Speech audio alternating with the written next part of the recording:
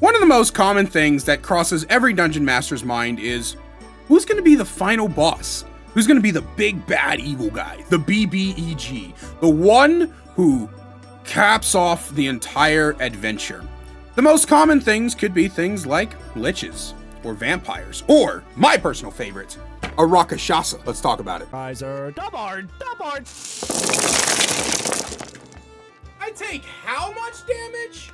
So, like I said, some of the most common BBEGs within the entirety of Dungeons & Dragons are things like vampire lords, liches, krakens, gods even, and these are all great, and I think that I've used all of them a few times, but quite possibly one of my favorite reoccurring bad guys is definitely the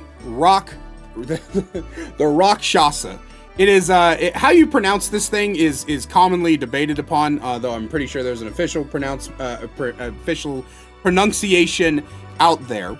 And I originally was going to just kind of talk over like everything, but I want to quickly read to you the flavor text of the Rakshasa, of the Rakshasa. I can't fucking talk.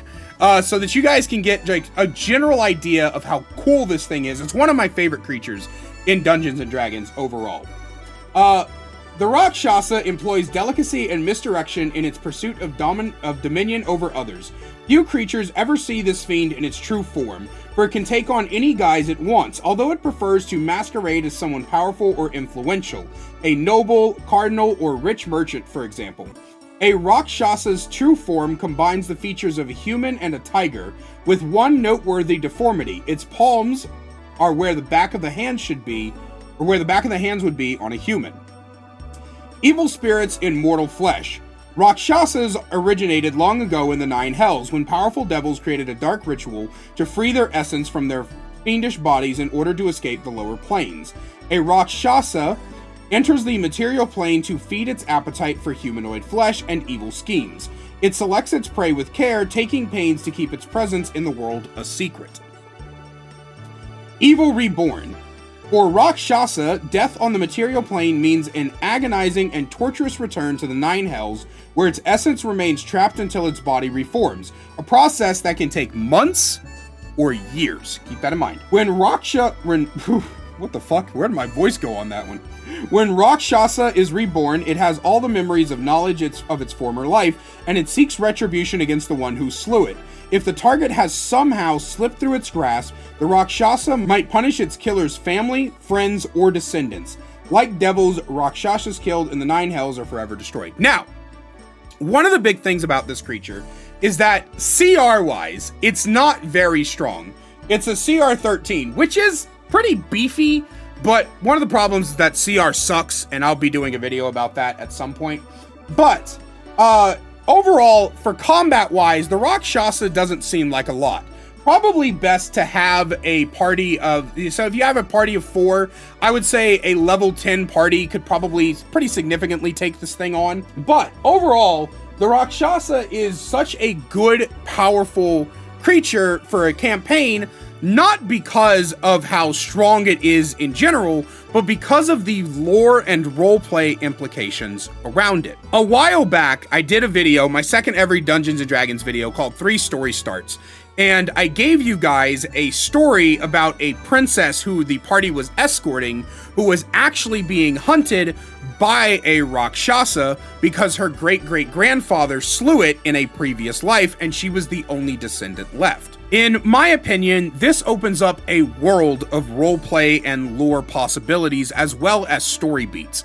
Because this is a vengeful demon, one that continues to come back until it is permanently slain, you can take the story in any direction you want, including to the Nine Hells itself to kill this thing. But you also have a myriad of reasons to connect it.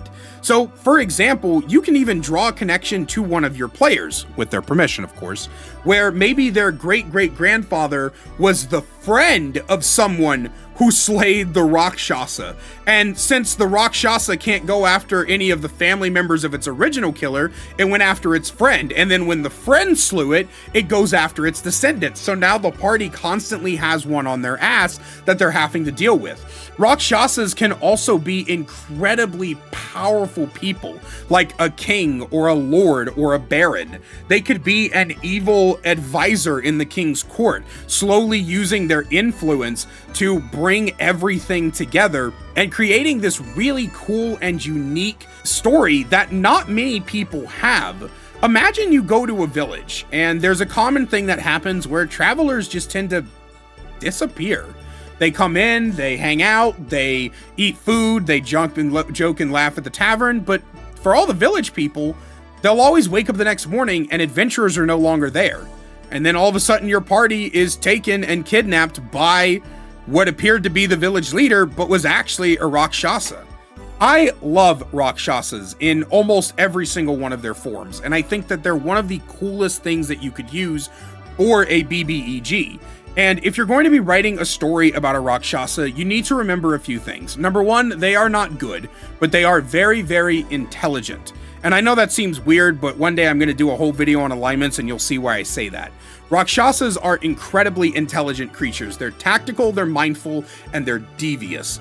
You could have a Rakshasa fatten up the party in a sense by basically making the party trust them until they decide that they're going to try to kill the party, sending the party on quests to get loot, and even paying them in coins that it got through some other way. At the end of the day, the Rakshasa is at the very core one of my favorite Dungeons & Dragons monsters of all time, but I also regularly use them in my games as mini bosses and big bosses alike. You can even have the Rakshasa working for your BBEG as like a lieutenant or an admiral or something like that. His right-hand man that the party has to get through in order to get to the BBEG itself. But like I said, the most obvious answer is a journey to the 9 hells. They kill the Rakshasa in the flesh and realize that in order to end whatever curse they are fighting against, they need to go and kill it for real, which is probably the coolest fucking way to bring your players to the 9 hells to kill something. You could be, this demon is trying to take over the world, but world-ending and apocalyptic events, while they could be a great way to raise the stakes, aren't always the best thing for a campaign. Every single story has an apocalyptic ending, but not many stories are about just ending a family-wide curse. That could very well lead to the party doing something they never thought they would be able to do. You don't need apocalyptic reasons to fight powerful bad guys. Sometimes you just need to save one small village, one small town, one small person. And I hope you guys enjoyed today's video. I've been wanting to talk about this for a while. I'm actually planning on doing like an entire series around what you could use as BBEGs outside of the common ones. And so this was kind of like the first obvious answer, but I'm going to dig through that big blue book, find you guys some more, and I'll be making more videos around that. And hey, we are almost at 3,000 watch hours, which means that I will be able to set up channel members pretty soon. So if you guys want to help me reach that, make sure you send this to your D&D groups, to your friends, share it around. I'd appreciate it. But I love you guys so much. Thank you so much for all the support on these videos lately. I've been loving doing them, and I will see you in the next one.